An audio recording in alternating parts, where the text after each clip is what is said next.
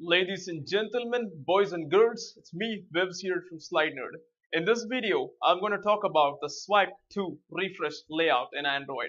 If you go to my channel and if you go to playlist, we are currently stuck up under material design where we were talking about the recycler view animations with the help of custom items in the last video. Today, let's take a look at how we can use the swipe to refresh layout in our code.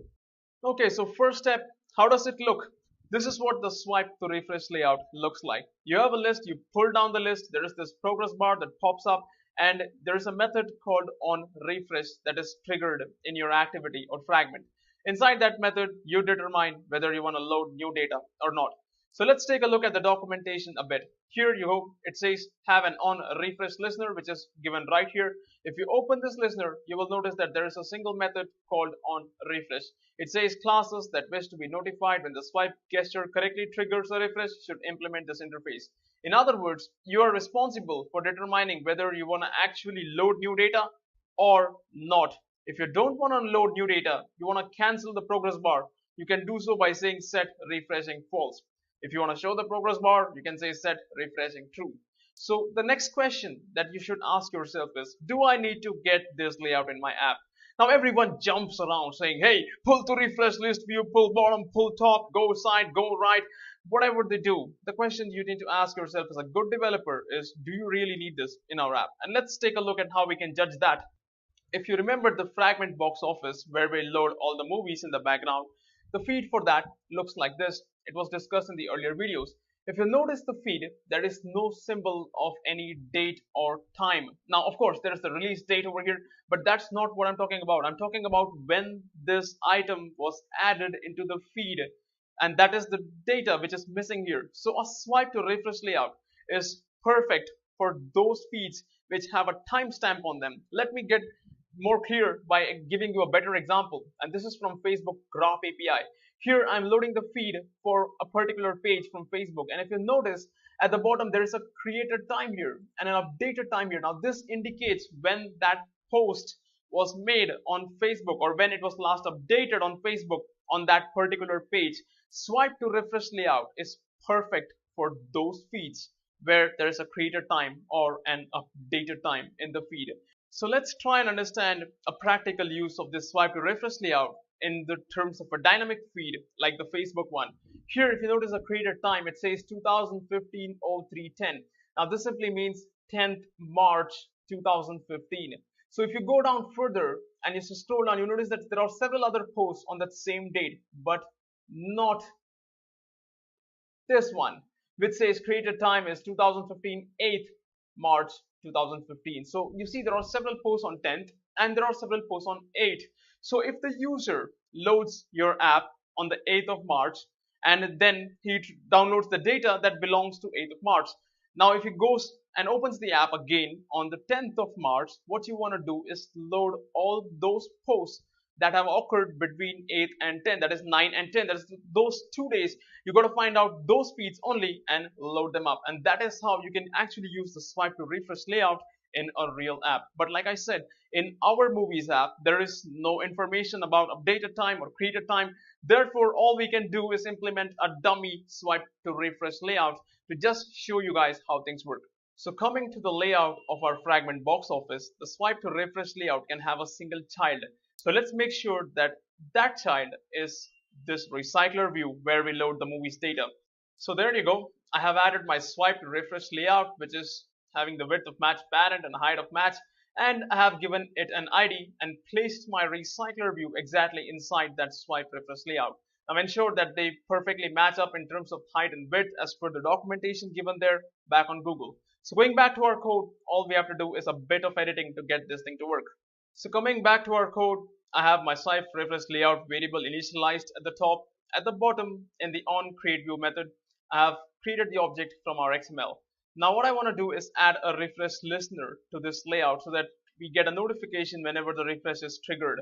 Now it's our job to determine whether we want to refresh the data or not. So it's called set on refresh listener. Here you just pass this to indicate that our fragment will take care of loading the data. So we say alt enter here and we say make the fragment implement the on refresh listener interface. So just press alt enter and override the on refresh method. So here for now, let me just display a simple toast so that you guys can understand whether the refresh is happening or not.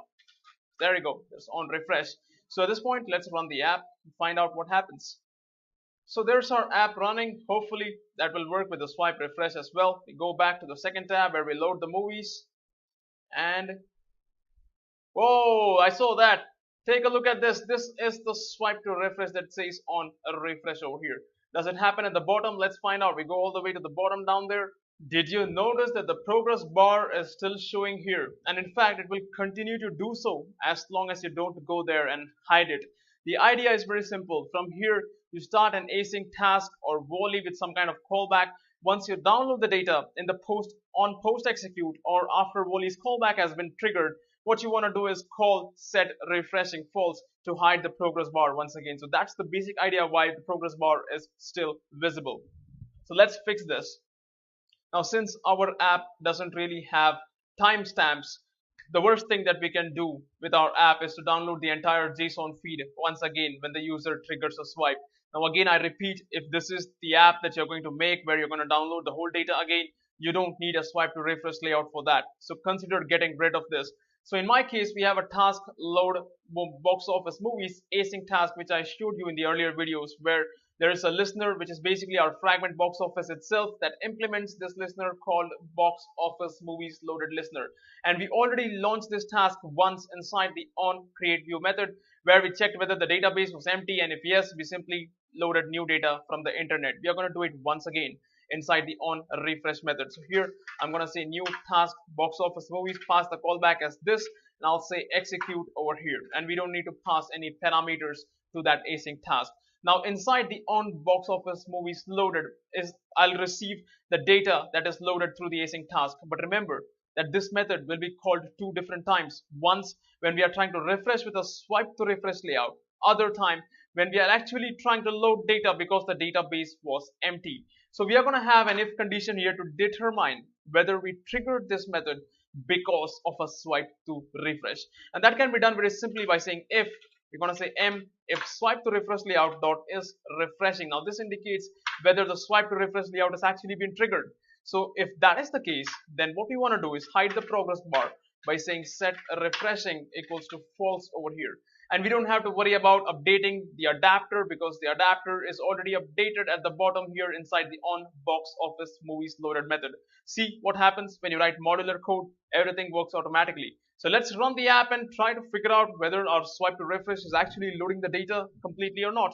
So there starts our app. Now we're going to go to the fragment box office. You have some data initially. Now when I start going down, there is no swipe to refresh obviously, but if I go up, I'll be triggering it at the topmost point over here.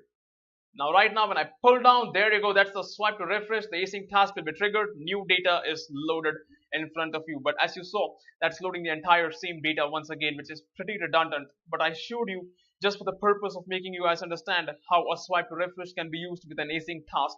So hopefully that covers your problem. Do let me know what you think about this video. If you like what you saw, please like this video, share this video, subscribe to Slide Nerd, and let me know your thoughts in the comments below. Thanks for watching. I'll catch you in the next video. Have a nice day.